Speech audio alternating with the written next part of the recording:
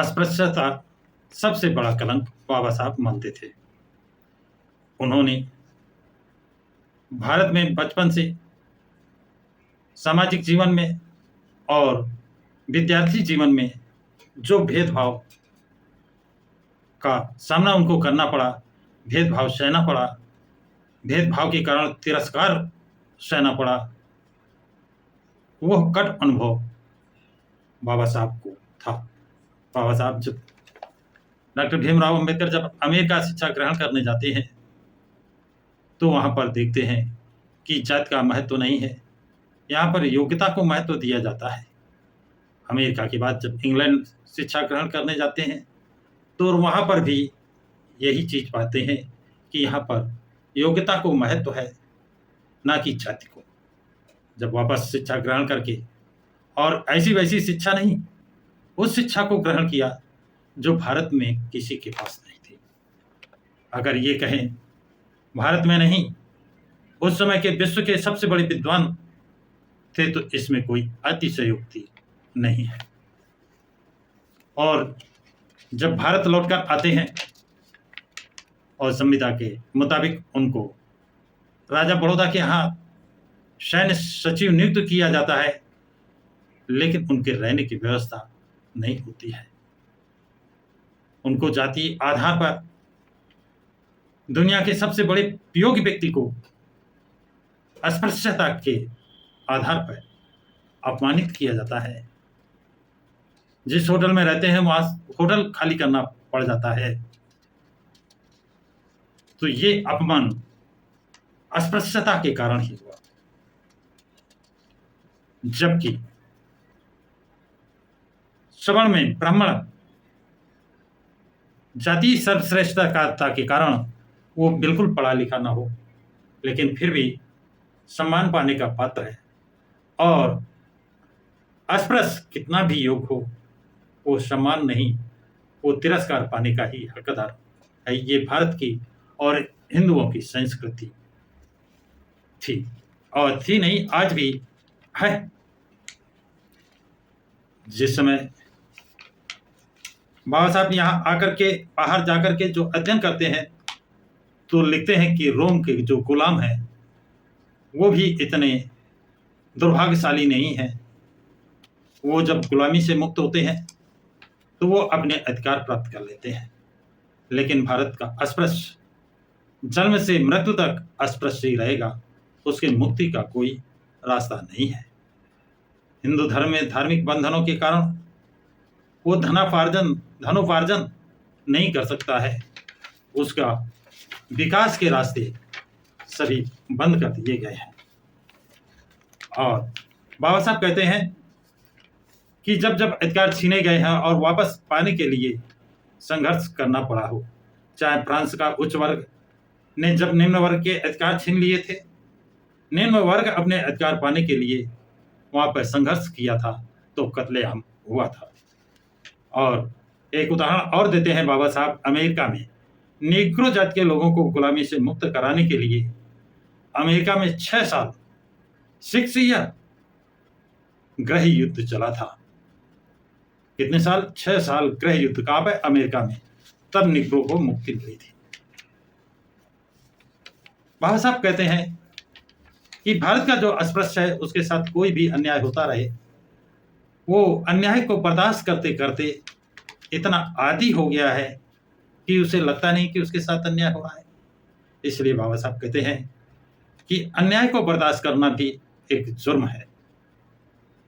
अगर आपके साथ कोई अन्याय करता है तो उसका प्रतिशोध करिए, उसका बदला लीजिए, कानून की मदद लीजिए। और एक उदाहरण देते हैं बाबा साहब कि अगर चींटी जा रही है, उस पर आपका पैर पड़ जाए, उसको खतरा एहसास हो तो वो भी डस लेती है, काट लेती है। लेकिन हमारे आदमी उन पर चाहे कैसे मारो, पीटो, बेइज्जत करो, वो इसके आदी हो गए हैं। यदि वो इसका प्रतिशोध करने लगे तो अपराध अपने आप कम हो जाएंगे।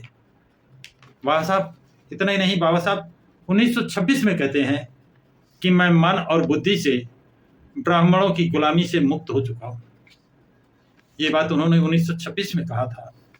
और आगे कहते हैं कि आत्मोद्धार के दूसरों की कृपा से नहीं होती है। आत्मोद्धार दूसरों की कृपा से नहीं होती है, उसे स्वयं करना पड़ता है। अगर आप चाहते हैं कि आपका उद्धार कोई और आकर करेगा, कोई ब्राह्मण करेगा, कोई क्षत्रिय करेगा, कोई विदेश से आकर करेगा, तो ऐसा नहीं। उसके लिए आपको ही संघर्ष करना पड़ेगा, अपना संघ बनाना पड़ेगा, आपको करना पड़ेगा। अस्पृश्यता के लिए बाबा साहब कहते हैं ये हमारे लिए, हमारे समाज के लिए एक कलंक है और इसे दूर करके मैं रहूंगा। बाबा साहब ये तुरंत संकल्प ले सकते हैं, ये प्रतिज्ञा कर सकते हैं, लेकिन आज जो अस्पृश्य समाज के लोग यातनाएं बर्दाश्त कर रहे हैं, भेदभाव बर्दाश्त कर रहे हैं, वो ये प्रतिज्ञा, ये संकल्प क्यों नहीं ले सकते हैं। बाबा साहब एक गीता का उदाहरण देते हैं। कहते हैं जब अर्जुन रथ के नीचे उतर कर बैठ गया कि हम युद्ध नहीं करेंगे, तो श्री कृष्ण ने कहा इससे अर्जुन से, हे अर्जुन बैठो मत, तुम्हारे राज्य अधिकार जिन्होंने छीना है उनसे युद्ध करो और अपने अधिकार प्राप्त करो। क्या कहा? जब अर्जुन युद्ध से भूमि में रथ से उतरकर नीचे बैठ गया था, तो अर्जुन को श्री कृष्ण ने समझाया, हे अर्जुन बैठो मत, तुम्हारे राज्य अधिकार, तुम्हारे अधिकार जिसने छीने हैं उनसे युद्ध करो। ये श्री कृष्ण ने उपदेश दिया है गीता में। तो वो उस चीज को बाबा साहब अपने समाज को समझाते हैं। और हिंदू धर्मावलंबियों के नियम क्या है कि जब तक आप हिंदू हैं, अस्पृश्य हैं, पैदा होने से मृत्यु तक आप अस्पृश्य हैं, आप उन नदी, तालाब, जल, सड़क, होटल का इस्तेमाल नहीं कर सकते हैं। लेकिन अगर आपने धर्मांतर कर लिया, आप ईसाई बन गए या मुसलमान बन गए, तो आदमी वही है, अस्पृश्य वही है, लेकिन उसने धर्म परिवर्तित कर लिया। उस दिन उसकी अस्पृश्यता, धर्म परिवर्तन करते ही उसकी अस्पृश्यता समाप्त हो जाती है। धर्म परिवर्तित करते ही, मुस्लिम बनते ही या ईसाई बनते ही उसको तालाब, होटल, सड़क, सब जगह आने जाने की स्वतंत्रता मिल जाती है। इतना ही नहीं, बाबा साहब एक और जबरदस्त उदाहरण देते हैं कि ये जो सवर्ण भारत के अस्पृश्यों का विरोध करते हैं, अंग्रेजों ने रेलवे में इंडियंस के लिए, भारतीयों के लिए अलग डब्बे और अंग्रेजों के लिए अलग डब्बे रिजर्व किए थे। तब भारतीय अंग्रेजों के डब्बे में जाना चाहते थे और उनके रिजर्व बोगी का विरोध करते थे। लेकिन ये भारतीय अस्पृश्यों को क्यों अधिकार नहीं देना चाहते हैं? अगर ये अधिकार मांग सकते हैं तो अस्पृश्य अपने अधिकार क्यों नहीं मांग सकते हैं? इतना नहीं, बाबा साहब कहते हैं जिन पुरुषों को, जिन मनुष्यों को, जिन पर अत्याचार होता है, जिनका मकान जमीन छीन ली जाती है, जिनकी बहु बेटियों के साथ अन्याय, अत्याचार, शोषण किया जाता है और उन्हें गुस्सा नहीं आता है, ऐसे आदमियों को क्या कहें, मर्द नहीं कहा जा सकता है, ऐसे आदमियों को नपुंसक ही कहा जा सकता है। क्योंकि उदाहरण देते हैं बाबा साहब, चींटी के चोट लगे, चींटी पे आपका पैर पड़े तो चींटी आपको काट लेगी, प्रतिशोध करती है। लेकिन ये अस्पृश्य अपराध सहने के इतने आदी हो गए हैं कि उनको ये लगता ही नहीं कि उनका अपराध हुआ है। ये स्वाभिमान की बात, स्वाभिमान जगाने की बात बाबा साहब करते हैं। अस्पृश्यता समाप्त होने वाली ऐसे नहीं है, ऐसा माना जाता है। इसीलिए बाबा साहब ने रास्ता भी बताया है कि धर्म परिवर्तन, और उन्होंने इसके लिए घोषणा की थी कि मैं हिंदू धर्म में पैदा हुआ हूं, लेकिन हिंदू धर्म में मरूंगा नहीं। सभी धर्मों का अध्ययन करने के बाद उन्होंने बौद्ध धर्म अंगीकार किया था और उनके साथ जो 10 लाख लोगों ने बौद्ध धर्म अंगीकार किया था, उन्हें बौद्ध धर्म की दीक्षा तथा 22 प्रतिज्ञाएं भी दी थी। क्योंकि उस समय तक बौद्ध धर्म के नियम वो लोग नहीं जानते थे, इसलिए 22 प्रतिज्ञाएं जानना बहुत जरूरी था, तभी वे बौद्ध धर्म के नियमों का पालन कर पाते। तो धर्म परिवर्तन करने से ही अस्पृश्यता जड़ से समाप्त हो जाती है और हिंदू रहने से अस्पृश्यता मृत्यु तक कायम रहती है।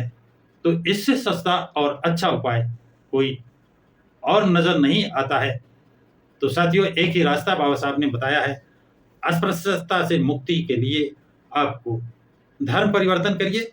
और धर्म, बेहतरीन धर्म जो है जिसमें जाति पात भेदभाव नहीं है, वो एक धर्म बौद्ध धर्म है। बौद्ध धर्म को अंगीकार करिए। कहते हैं बौद्ध धर्म ग्रहण, ये तो हमारा पुराना घर है, पुराना धर्म है, अपने घर वापसी करिए।